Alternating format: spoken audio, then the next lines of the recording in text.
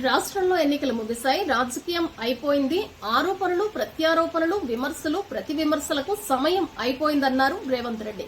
నా విమర్శకులు ఏం మాట్లాడినా పట్టించుకోనన్నారు రాష్ట్ర ముఖ్యమంత్రి రేవంత్ రెడ్డి. బుధవారం నుంచి సచివాలయానికి వెళతానని, పాలనపై, ప్రజల సంక్షేమం, అభివృద్దిపై దృష్టి పెడతానని తెలిపారు. మొత్తానికి ఆయన వ్యాఖ్యలతో స్పష్టమవుతోంది. ఆరోపణలు, ప్రత్యారోపణలు, విమర్శలతో ఈ ఎన్నికల సమయం గడిపారు. పాలన మీద దృష్టి ఆ సమయంలో పెట్టలేదనే విషయం తెలుస్తోంది. లోక్సభ ఎన్నికల్లో 13 స్థానాల్లో విజయం సాధిస్తామన్నారు. మహబూబ్ నగర్ పార్లమెంట్లో 50,000 మెజారిటీతో గెలవబోతున్నామన్నారు. రైతు రుణమాఫీ, తడిచిన ధాన్యం కొనుగోళ్లు, విద్యార్థుల పాఠ్యపుస్తకాలు, యూనిఫాంలు, హాస్టళ్లకు సన్నబియ్యం లాంటి కార్యక్రమాల అమలు పనిని ప్రారంభిస్తానని వివరించారు.